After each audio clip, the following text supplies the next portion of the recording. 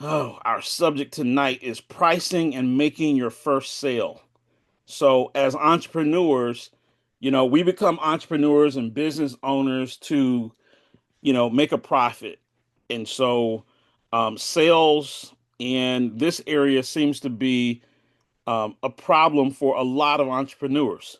And so, I'm going to be asking you guys to chime in tonight on some things that we're going to discuss here because I believe that these hit really close to home, especially for new business owners, for people who are starting a business for the very first time. I think that these are going to be some very important concepts that we're going to talk about here tonight. So let's talk about the first question that I have for you here tonight. And if you'll type it in the chat, your answer into the chat. What is harder, deciding what to charge or getting someone to actually pay you? So, what do you feel is harder, deciding what to charge, what amount, or going out and actually getting that first sale and getting somebody to actually pay your price? Okay. So, if you'll just kind of drop in what you think is the most difficult thing. And so, deciding. Mr. Pearson says getting that first sale. Okay. And so, what we're going to be talking about tonight is we're going to be talking about both of these things here.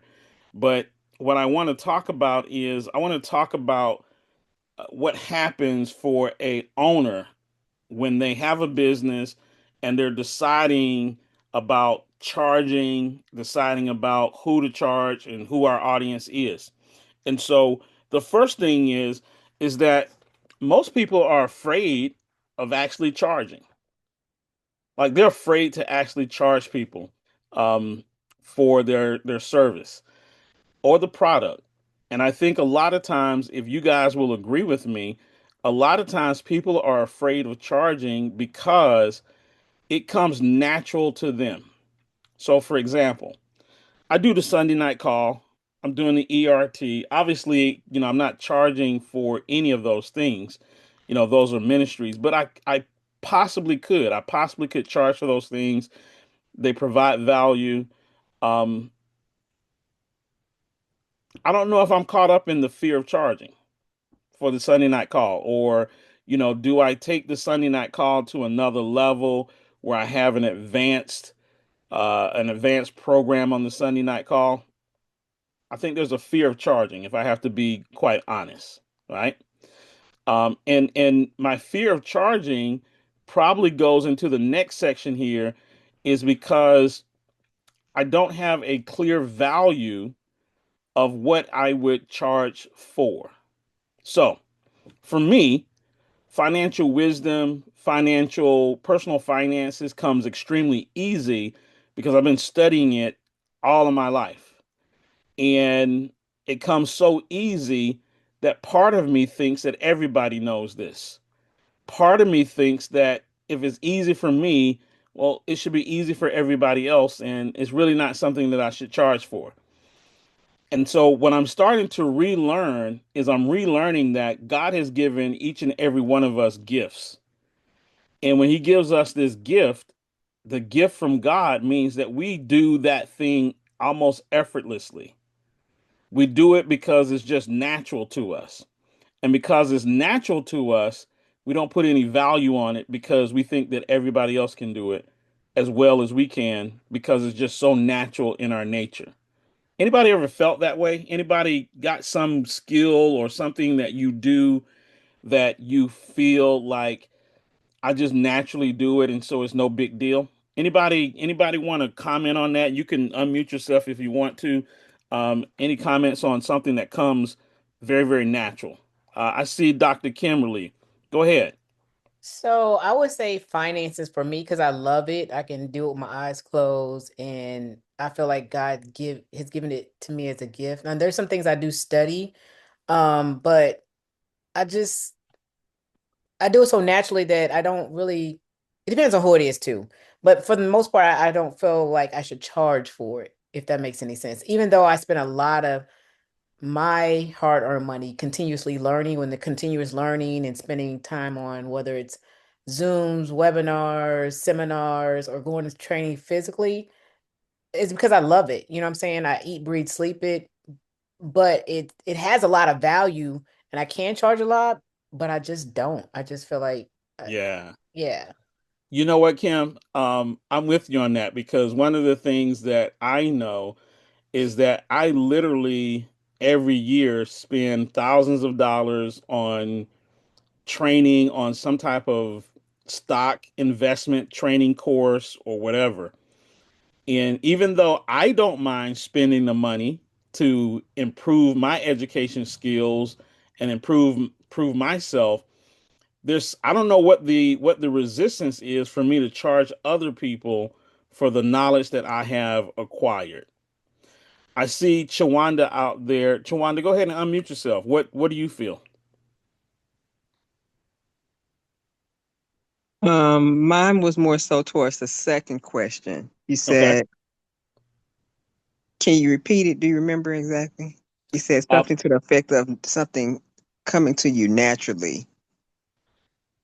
yeah, yeah. So what I was saying was is there something that comes to you just so natural, it's the gift that God has given you that you feel like because you're able to do it without any effort that it's not valuable to other people because you kind of feel like, well, if I can do it in my sleep, surely everybody else can do that as well. To some extent, but I know that administration is a gift. It is my top gift. And it is the reason why organizations have hired me in the past. So, for example, where the last one was, I was hired as I was a subcontractor hired to manage a program at a certain site, and then they tried to flip it and come in one day and say, "Hey, you guys are employees now, and we're gonna, this, that, and the other." I'm like, "Nah, I'm not." um, but I know that there's value in it because that's what I always see when I walk into something. These people are unorganized. All they got to do is X, Y, Z, and Yeah. So, and that goes back to, what Kim was saying, definitely what I was saying is that a lot of times those gifts and talents come so easy to us that sometimes we tend to ignore the value. Almost reminds me of um, the brother that sold his he sold his his first what do they call it? birthright for a His bowl of soup birthrights or something for some like that. soup. Right, right. Because he probably didn't think a whole lot about it. Esau. Uh, yeah, Esau. Thank you, thank you. PQ, what's your thoughts, sir? Yes, sir. Yeah, for me, for sure. I've seen it obviously around the world of web development and technical skills, but I find it being more really in the area of problem solving. So I can Mm. recognize a problem, but God has gifted me to be able to find solutions to those problems. So to be able to put things together, oftentimes that's been in the space of technology, but it's also been in other areas as well. And I've seen it. I've really kind of discovered that more so recently and over the last few years that it's not just necessarily relegated to web stuff, but it's any kind of problems that usually arise, he's given me the ability to look at other pieces to start putting pieces together to solve those problems. Absolutely, absolutely. Have to tech support. Yeah. Yes. You, Absolutely. you are almost looking ahead of my slides, but yeah, yeah, definitely that. And so, the last two things that I have here on this slide before we go on is oftentimes people are waiting for perfection before they launch something and get something out there. I don't have that problem. Thank God. Thank God I don't have the waiting for perfection problem. I'll throw something out there and get some feedback. In fact, oftentimes when I launch a product or I launch a course, I will drop the price for the guinea pigs. And I'll tell people, you're my guinea pig this first go round. That's why it's this price. Because I don't wait for perfection. So I don't have that problem. But I think I do have the next problem is sometimes you have the wrong audience. And so you're attracting the wrong people. And when you attract the wrong people, you don't get the results that you are necessarily looking for. And so, for example, sometimes we can create the wrong audience. So if I give away everything for free and I don't charge for anything, I am actually building and breeding my audience to be freebie seekers because they are used to me just giving everything away. And so we have to be mindful of when we're building a business, we have to be mindful and we have to be mindful that one, we have a gift that God has given us that solves other people's problems towards what Quest just said. It solves other people's problems. And we have to be willing to charge for that. We got to have value and we got to be clear about the value of what we offer. Don't wait for perfection and make sure that we are targeting the correct audience for our product because all four of these things can keep us from deciding what to charge and it can also keep us from going out and promoting our product in fear of selling to others. And so your first sale rarely comes from a perfect website. It usually comes from a conversation when you're talking with individuals about the solutions that you can provide. And so, like I said, Quest has been kind of jumping in my slides here, but that's what we're going to be talking about, the solutions that you can provide. Now, let's talk about some of the mistakes that you might make when you are setting prices for your products or your services. So, the first thing that happens is you're fearful because you don't think that people are going to buy from you, right? And so what do? You lower your price. Like I remember when I first started the stock class. If you guys remember, some of you know when I did the stock class, oh, that was 4 or 5 years ago during the pandemic. I came out with a price and Quest called me and was like, dude, that's too low. It's like that's too low. And it was because I was just fearful. I was fearful. Who am I to charge 300, 400, $500 for a course? And that's really, that was really what was going on in the back of my mind is, man, is somebody going to pay for this? Is somebody going to look at me as a fraud? Is somebody going to, all of these things went through my head. And many times those are things that are going through your head. And it doesn't matter what it is that you are doing.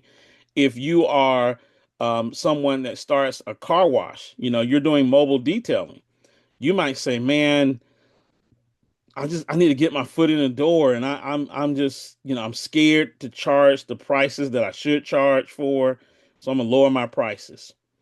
Now, what happens when you lower your prices is you get something that negatively happens. See, you think you're lowering your prices to get customers, but the reality is when you lower your price, the first thing that happens is customers doubt the value.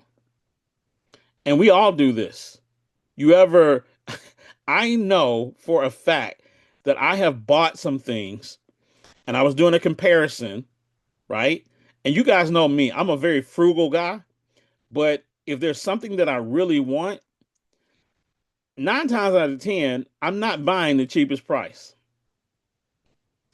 I don't even know if the cheapest price is just as good as the most expensive thing, but I tend to lean towards a more expensive item based on price alone, which is crazy, is weird. Am I the only one that does that? Anybody else, sometimes you feel like if it's more expensive, it has to be more valuable. Even though you may not know if it's more valuable or not, is there anybody that says, man, it's more expensive, it has to be more valuable? Yeah, I'm a believer in the old adage of you pay for what you get. Yeah. So if I'm looking at something and I'm like, I'm all for it. I'm like you. I've learned from you over the years to look for a bargain. But if it's just something that I'm comparing and I'm looking at prices, if it's a higher price, I'm thinking typically that's synonymous with quality. Yeah, yeah. And so that's a good quest because and so I'll buy bargain stuff on stuff that I don't really care about, right? But if it's something that I really want, so for example, whenever I upgrade my phone or whenever I upgrade my laptop, I typically say, I'm not gonna get a phone every time one comes out. So I'm gonna get the best phone. I'm gonna get the most expensive thing. If I'm looking at the iPhone, I don't know what they got now, 17, 18. I'm not just gonna get the base model. I want the iPhone that's got the most memory on it, the biggest drive. I want everything because in my mind, I want to buy quality because I'm gonna have this phone for the next 4 years, 5 years, You right? know, June, can you hear me? Yeah, I can hear you. Oh, okay. Well, good evening, all. I agree and I disagree. And I Okay. say that because doing contract work, where I'm evaluating contracts and looking at the products that you're offering, I know that sometimes people will sell you the world. And then when you get it, you're like, this is full of crap. Right. So I teeter on that. I try to go in the middle. Yeah. Because And usually in the middle, you're going to get a little bit of, quite a bit of what you want, maybe a little more than what you need, but you'll have the best. absolutely. Absolutely. And the reason why you experience that is because people know what we're talking about. People know that some people will look at the price and like Quest says, you get what you pay for is what's in the back of their mind. And that's not necessarily true. The statement you get what you pay for is not necessarily true, but it's something that has been preached and drilled into our head so much that that's what we think. And so some people, they have no problem charging you through the nose for a piece of garbage product, right? So because they know that there's a certain number of people that's going to buy from them just because of the price. And so this first thing that we're looking at is if I lower my price, my customers are going to look at what I offer and they're going to subconsciously potentially judge that my product may not be as good as something else based simply on my price. And so on this first deal here, I want us to understand that we don't have to be the most expensive, but we darn sure shouldn't be the least expensive. You should not be selling based on price and trying to be the lowest in the marketplace because you end up hurting yourself, you end up hurting your competitors as well. Because if your competitors are going to compete with you and you go back and forth, you drive this thing down to the point where it's not even profitable anymore. But you get caught up in, I want to be the cheapest, not realizing that you are now costing yourself more because you're competing and you get in a competition with somebody else on price and both of y'all go out of business. Right, so we have to be careful of that. So we want to make sure that we price it correctly so that our customer sees value.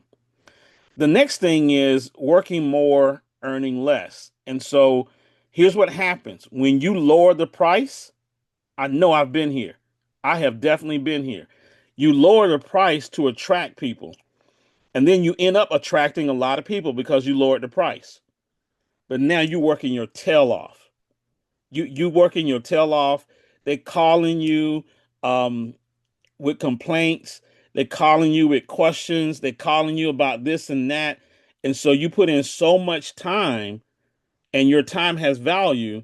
That the reality is that you earn less.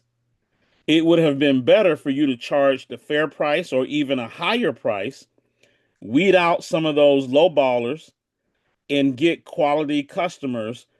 And those quality customers at the higher price, they usually are not as demanding as the customers at the lower price. It's weird, but that's just the way it is. Customers that get something almost for free, they're your worst headache. You would think that they paid $1 million for your product. And so we got to be careful of that so that we don't work ourselves to death. And what happens, let me ask this question. Anybody ever charge somebody for something and then you had to deliver and then you're mad because it's taking you more time than you want to spend on it and you know Yes. that you just undersold yourself? Who, Yes. who said yeah? I did. What did you do, Miss Gavin? I sewing. I know how to sew. And oftentimes, I haven't done this lately, but I would make things for someone.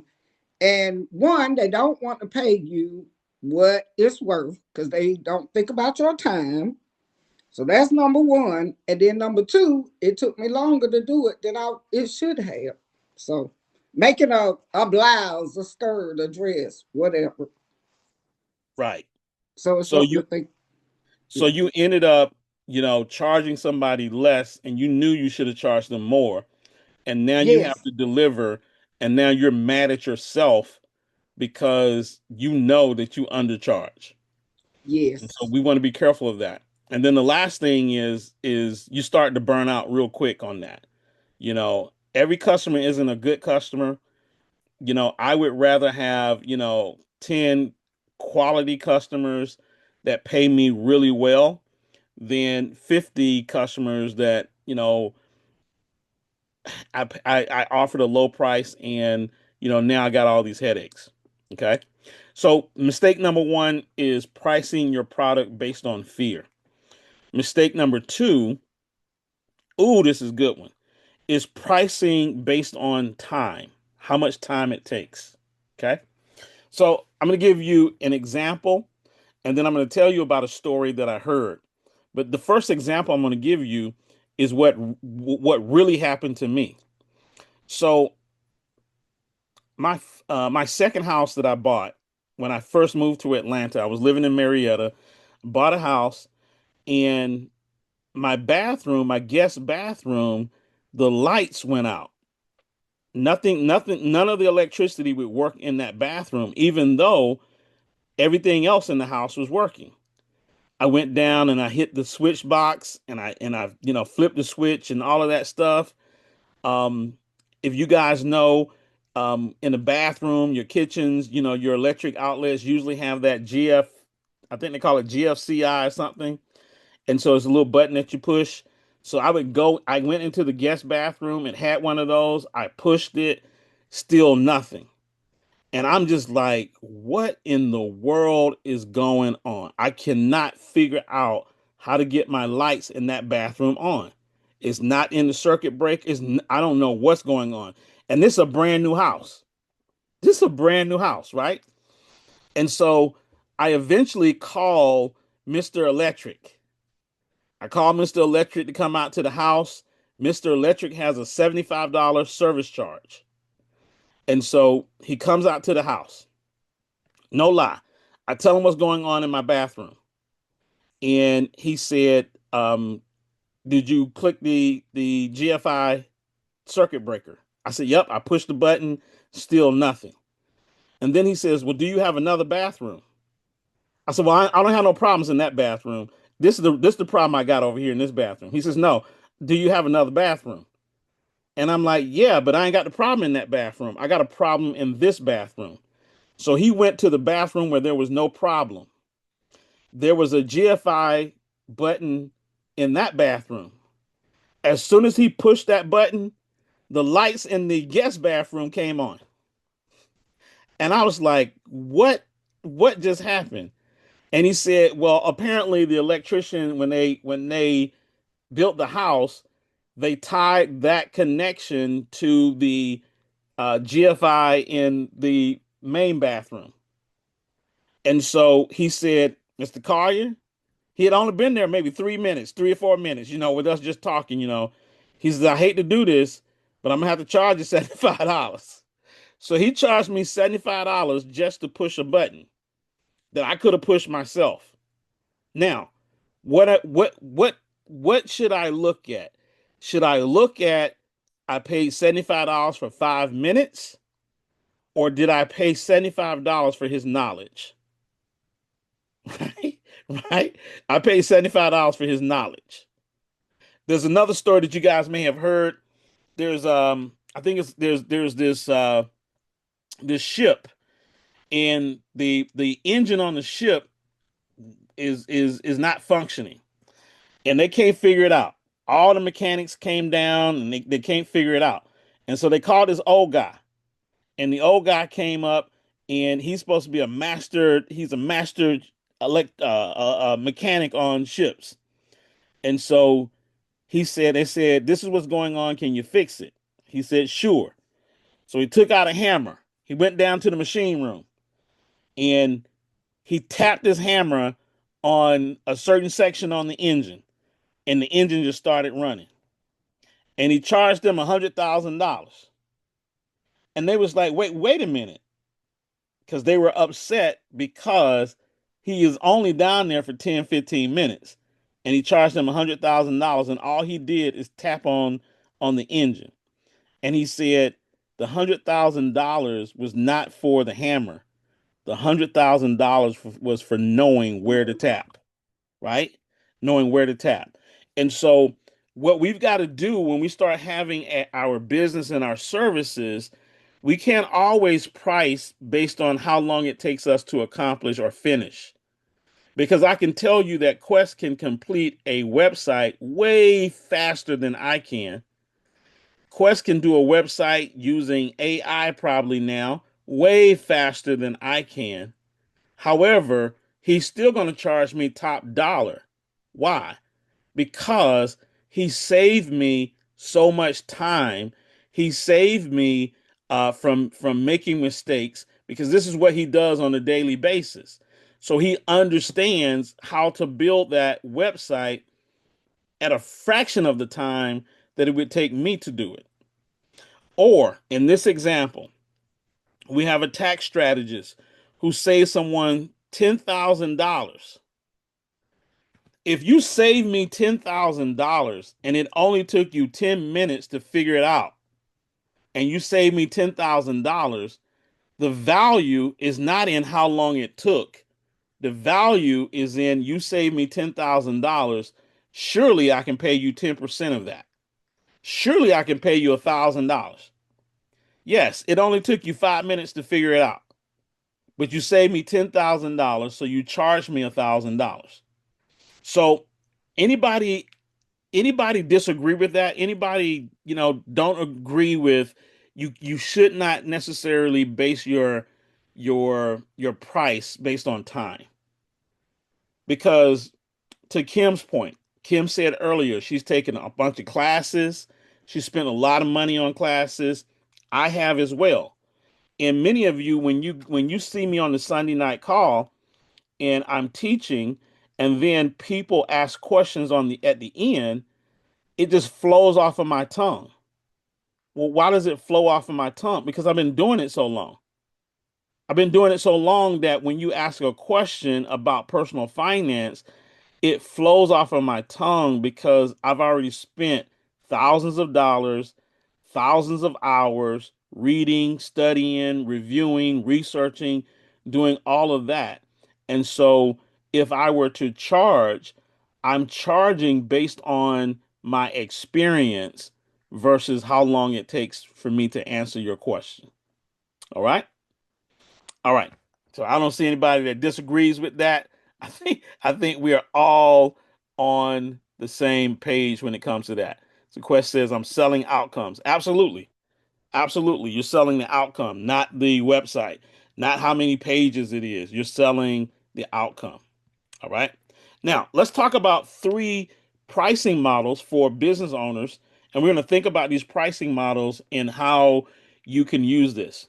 So, if you are selling a product, this works really well for products, but it can work for services as well. But let's just say that the product costs you $50. Well, what you're going to do is you're going to have a markup. You're going to mark up 30%, 40%, 50%. And then that's going to be your profit. Okay. So I'll give you an example. I took my truck to the mechanic. I had them do some work, and I had a check engine light that came on, and it was the mass airflow sensor. I think that's what they call it. It's a MFA. I forget what the A stands for. But anyway, I had already taken the truck to AutoZone back in December when it was my birthday, and I had this check engine light, and we can't get our cars, get the tags on our cars until we got it inspected and it passes inspection. And so AutoZone told me that it was this mass flow sensor. So I bought it. I bought it from AutoZone for $90.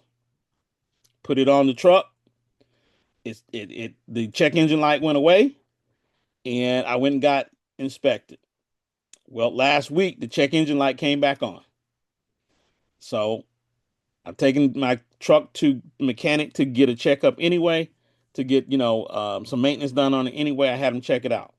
Come to find out, it was the mass flow, whatever, the MFA, the thing that I had bought. And I told him, I said, man, I already did that. I bought that back in December. And he says, well, I'm going to get one and we'll swap it out. If it fixes it, then I'll just give you the old one and maybe you can take it back and get a refund. So they swapped it out. It fixed the problem. And he said sometimes these products that you're buying from like AutoZone and all of that, sometimes they're refurbished, sometimes they're this, they're that. And he says we've seen that happen plenty of times.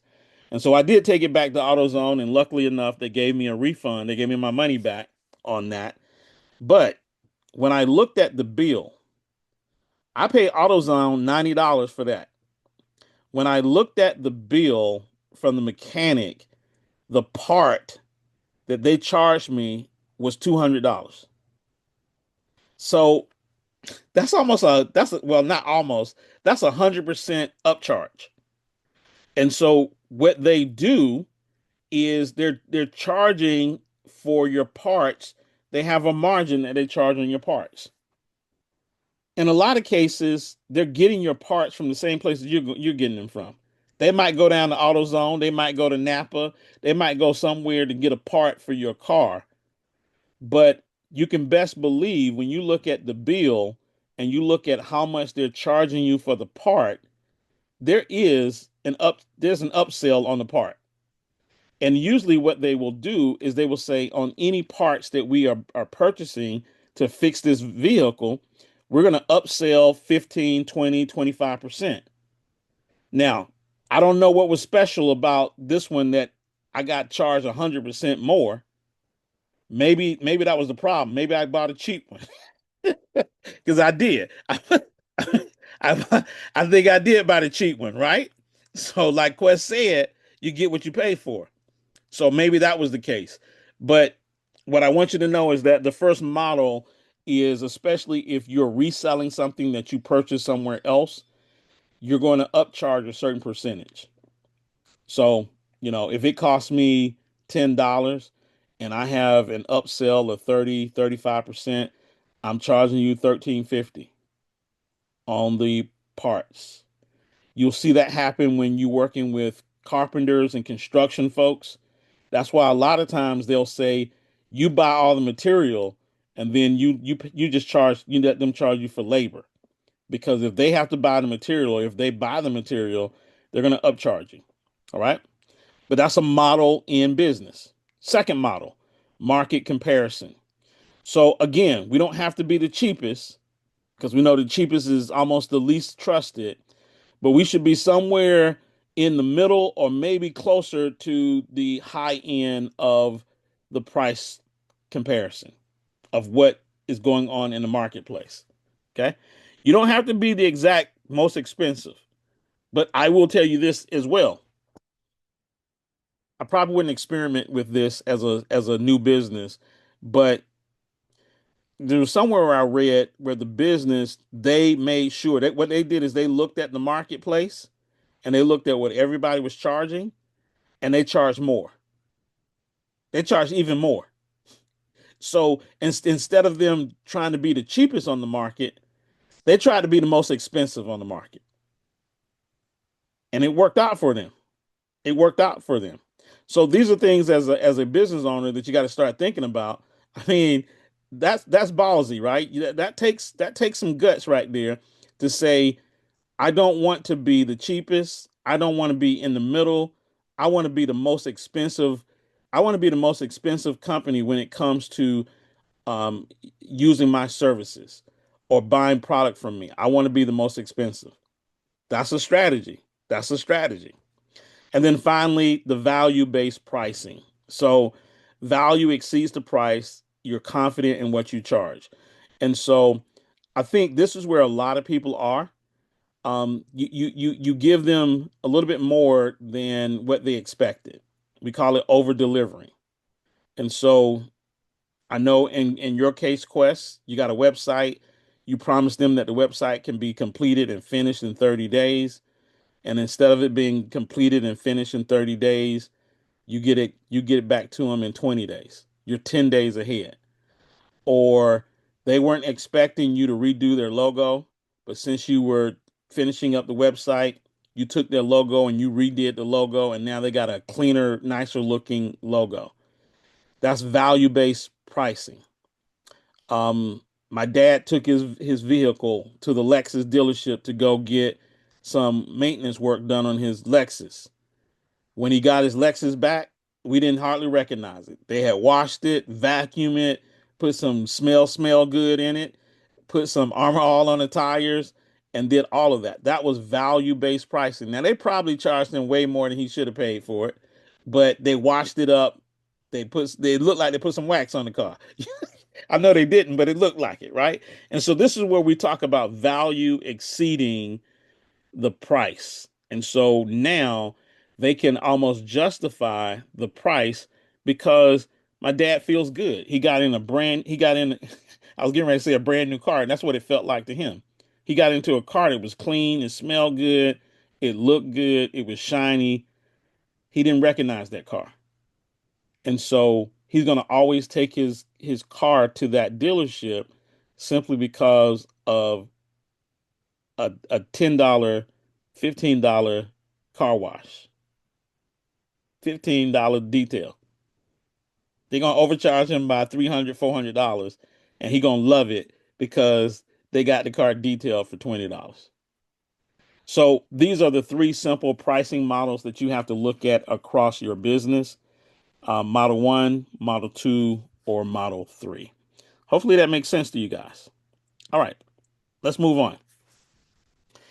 Let's talk about why entrepreneurs never make their first sale. And so the first one is perilous of analysis, right? You wait too long. You got to build a website. I got to get the right business card. I got to get the right picture on my business card, the right picture on my website, and all of this stuff. You're getting ready to get ready. Or, and a lot of people suffer from this, they sell to everybody. And I keep telling you guys that if you sell to everybody, then nobody's your customer. You got to figure out who is your customer. You got to be very specific, and you got to be laser focused on who your customer is. So, if you have a service where you bake cakes, well, everybody bakes a cake, but maybe you only bake cakes for people who are having weddings. I bake wedding cakes. So now you're very specific. Yeah, I can bake a cake. I can bake a pound cake. I can bake, but I'm now narrowing down to I bake wedding cakes. I make retirement cakes for people who are retiring. I do X, Y, and Z. And so you got to be very specific because now I know that you solve my problem. So, for example, if I have an accountant, so you can go down to H&R Block and get anybody to do your taxes. Or if you have a lot of real estate, you are a real estate investor. Would you rather go to H&R Block or would you rather go to a accountant that specializes in real estate investors. That's all that they do. They don't do any other type of taxes. They just do taxes for real estate investors. Now, they still do taxes, but they just do it for real estate investors. So this is where you start setting yourself apart because if I'm in the real estate business, I want somebody that knows my industry. Maybe I got a trucking company and maybe there's an accountant and all that he or she does is she does taxes for people who are truck operators. Everybody see that? You can't sell to everybody. Talking instead of listening. So, this is what Quest was talking about earlier, solving problems. You got to ask your customer or ask yourself, what are they struggling with? And if I can figure out what they're struggling with, I can create a business around that because I'm a solution provider. I can provide solutions. So do more listening than you do talking. A lot of things that I read, they tell you to go to these different forums. And in these forums, people will tell you what they're struggling with. And then you can take what they're struggling with and create a product around it. Right. And then, of course, fear rejection. It's funny that I talk about the word rejection because I was talking to Kim a couple hours ago about rejection. Right. And I was telling her, we were talking about dating and the difference between men and women and how I was telling her women probably get tired because you walk out the door and some man trying to holler at you. You can't go down to the grocery store without somebody trying to get your number. And so for women, they are probably used to that. But I was telling her that I said men have to face rejection a lot, right? If they shooting they shot, they gonna get a lot of rejection. And so I told her that when I was young, I would watch guys and I would just watch in amazement because they go to the club and the whole thing was, let's see how many numbers can I get? And so they didn't get 100 numbers. I mean, they didn't get 100 for 100. But to watch them work, to watch them not be afraid of being rejected. Some girl turn her nose up and don't give him her number. He just move on to the next. And sometimes he would move to the next girl right beside her and ask the same question. So he had zero fear of rejection. And Kim, you know what I told you? I said those guys make great salespeople because every sales requires hearing many no's first before you begin to hear a yes. And if you struggle with the no, you may not ever get to the yes. Okay. All right. Any questions tonight on the 4 reasons why most entrepreneurs never make their first sale? Anybody got a problem with it, or you agree, disagree? Anything before we move on to the next slide? All Totally right. agree. Totally agree. Yeah. Yeah. All right. Well, let's go on. So let's talk about the fastest way to make your first sale. So see, we talked about the problem. Now we're providing the solution. So so it makes sense what this slide does because I'm actually doing what this slide does. We're talking about uh, business owners or entrepreneurs struggling with making their first sale. So the first 15 20 minutes of this presentation, all I've been talking about was the problem. So the first thing that you have to do is you have to identify that there is a problem. If you don't find a problem, you don't have a business. So we're not just in business to create a website. What problem does creating a website solve? Once you figure out what the problem that creating a website solves, now you know who your target audience is. You know what that problem is, and we can highlight that problem. And so once we identify the problem, step 2 is to offer a simple solution. Not a complex one, but a simple solution to the problem. So I find out that somebody has the problem of, I don't know. I'm trying to think of a problem that somebody might have. They got a problem that their credit score is low. So once I identify that the problem is that they can't get any funding because of their credit score, I then offer a solution. And the solution becomes, hey, I got this do-it-yourself credit repair product. It's got all the videos, it's got all the training. I'm selling it for $50, $100, $200. Now, is it worth it to them? Well, they was down at the dealership and they trying to get that scat cat, right? And the dealer looking at them like, dude, you can't get this with 500, a 500 credit score. I got a Toyota Tercel, a 78 Toyota Tercel out back that I can sell you, but I can't give you this. So the problem is that they can't get the car that they want. So we've identified the problem. The solution is I'm going to show you how to get your credit score from 500 to 750. Okay. And then what do? I go out and I talk to people who I know are having this problem. In fact, I may go and talk to the car salesman because he's probably turning away a lot of people.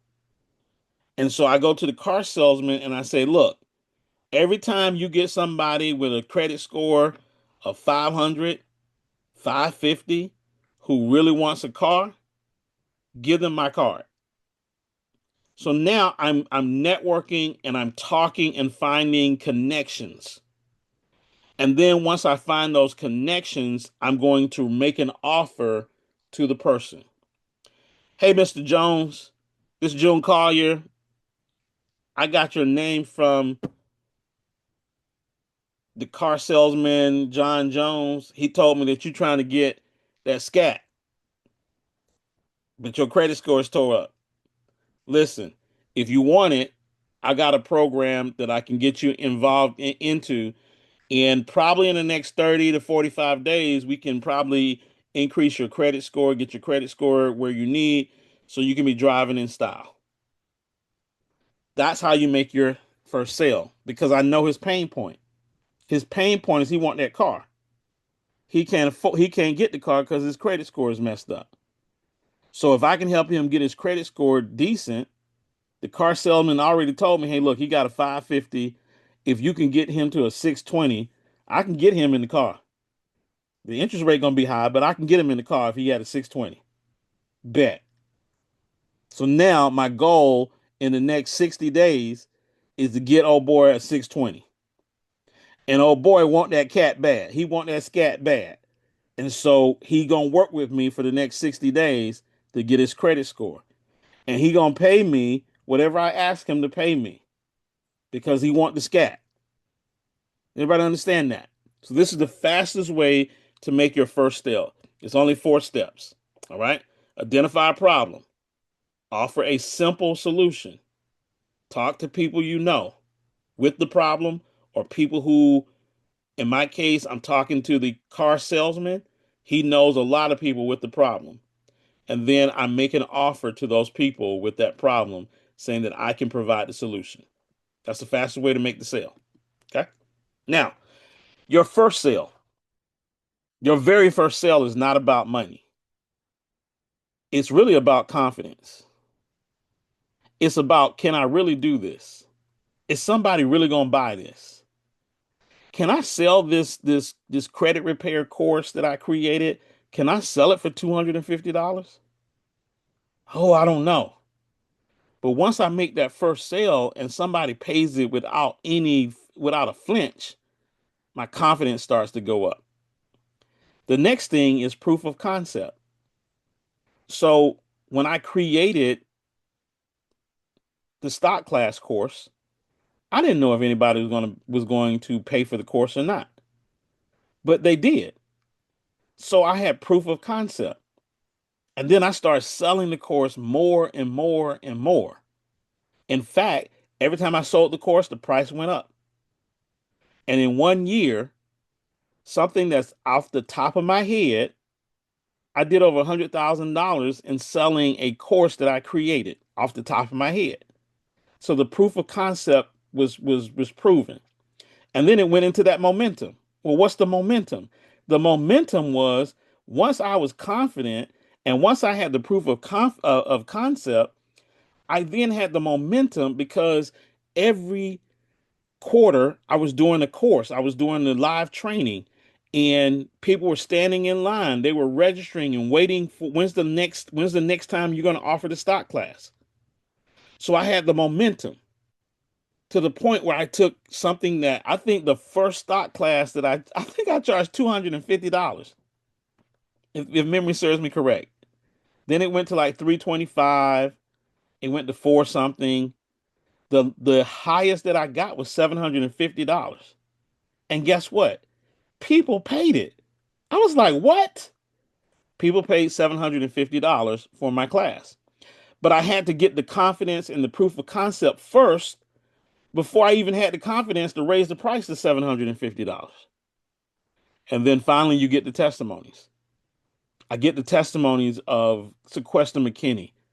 I get the testimonies, right? I get the testimony of Dr. Kimberly Latimer. I get the testimonies. So once you get over the hump of the first sale, all the rest of the sales become easier and easier and easier. But you got to get over that hump. Okay. All right. Now, here's the exercise that I have for you before our next meeting. And maybe this exercise is right now tonight. What problem do you solve? Who specifically needs the solution? And what simple offer can you sell this week? All right. So, my problem might be people who are disorganized with money. My audience, contractors, freelancers, 1099s, people that get 1099s. They're not employees, they're 1099 folks. My offer, my offer might be the cash flow manager. For those of you who don't know, the cash flow manager is a piece of software that my econ sells, and it tracks all of your expenses for small business owners. So when you go out and you buy some lumber at Home Depot, instead of losing that receipt right there in Home Depot after you pay for it, you pull out your phone, you enter the information into the software, you take a picture of the receipt, and you can throw the receipt away. It don't matter anymore because you got it recorded, and the software is on your phone. And so people who are freelancers, people who are contractors, they have problems when tax time comes around. Why? Because they got a shoebox full of receipts. And if you ever got a receipt and you put it in a shoebox, that receipt got something called disappearing ink, or at least that's what they should call it. Because if you ever looked at a receipt for a product that you bought 6 months ago, you can't hardly read what's on the receipt no more. So you need software like the cash flow manager where you can take a picture of the receipt right then and there, and it organizes everything for you. At the end of the year, you don't have a shoebox full of receipts. You don't have to pull together you don't have to do nothing. You just go to the software and say, organize everything that I put in the whole year, and it will organize it. It will give you something really nice, a spreadsheet, and then you print that off and give it to your CPA, your accountant. I got that solution right now. I have that solution right now. I use it every year. If I'm going out to dinner, I went out to dinner yesterday. Took a couple of people out yesterday. Spent some money yesterday on dinner. I'm gonna write that off. And I don't have the receipt. I don't know what I did with the receipt. I took a picture of it. It's on my phone. It's in my software, the picture of the receipt. But the live receipt, I have no idea what I did with that receipt. And that was just last night. So, what problem do you solve? Who specifically needs that solution? And what's a simple offer that you can sell this week?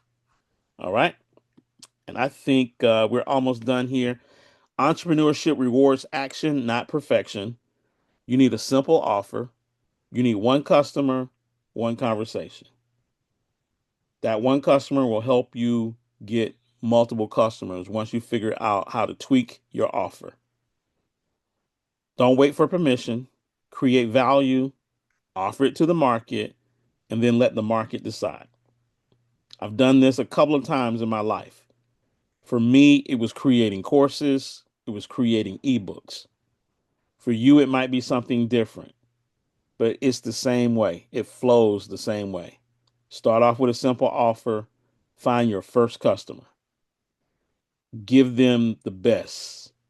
Wax the tire, put some armor all on the tires, wax the car, do what you got to do, and then continue to find more customers. Okay. What's stopping you from making your first sale right now? Is it the price for value, not fear? Start simple, be specific, and ask clear conversations. All right. All right. Well, ladies and gentlemen, that is all that I got for you here tonight. I'm going to stop sharing here. And I'll take any questions that you guys might have, comments. Again, the Entrepreneurs Roundtable is a bunch of entrepreneurs, and we begin to talk about these topics and these subjects. So you can unmute yourself. We are listening.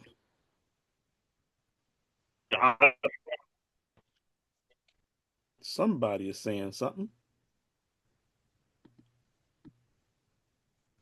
All right. Cool, cool, cool, cool, cool, cool. All right. Anybody want to tell me a problem that they're solving these days?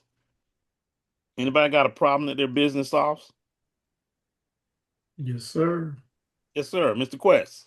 Yes, sir. So as you already know, I'm in the final phases of my theme getting 100% approval. And so, I've been talking to you about this for about you reminded me it was about 3 years, I think it's been or more.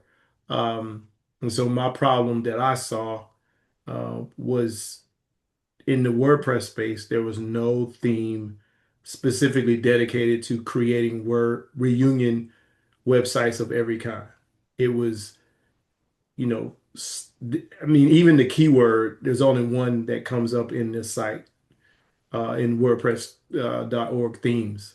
And so I saw that as a problem. I said, well, surely people have reunions every year and they don't have a simple turnkey solution to be able to develop those websites. And so I have submitted my theme, um, reached an approval stage. I still got a little bit to go just because they keep coming back with those things here and there, but I'm well underway. And so this is, and the reason why I spoke up too is because I was like, man, God is speaking to June because this couldn't have been more perfectly timed with what I'm getting ready to do. Because I was like, man, he's teaching on pricing and talking about pricing your first product. I'm like, I'm right there. So this spot on, man, just continue to do what God tell you to do is spot on. I appreciate it. And Yes, for the rest of you, because you may not know the full story, like I told you guys, Quest is a web developer. That's what he does full time on his job, and very good at it. And I think I don't know if Quest was doing a family reunion or whatever, but sometimes you have these family reunions and you're trying to pull everybody together. You got family all across the United States. You're trying to get T-shirts and the shirt sizes. You're trying to get a place for the family reunion. You're trying to have communications and all of that. Well, Quest has been able to build a WordPress theme that allows people to have a family reunion and have a website where all of their family members can pull into that website. Not only can they get information about the family, you can get information about the background of the family, bios. You can see family members where there is like I guess where people would upload their photo and who they are and who their mama and daddy is and all that good stuff. And not only that, because we've talked about, we now have a situation where, instead of you buying all these t-shirts, you can create the t-shirt design and you can have a company do print on demand, and you can direct family members if they want to wear the t-shirt, they want to buy the t-shirt, they need a large or extra large or super large, whatever they need. Instead of you having to buy all of this stuff in bulk, you got a print on demand, and you got the family logo and all that stuff on the shirt. They just buy the shirt and the shirt is mailed to them before they get to the family reunion. He also has or is building where you have the family reunion, everybody's taking photos.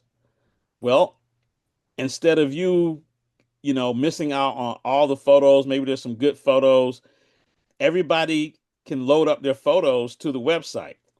So now you can have access to photos that maybe you did not take, or whatever the case may be. So there's a sharing of photos that are there.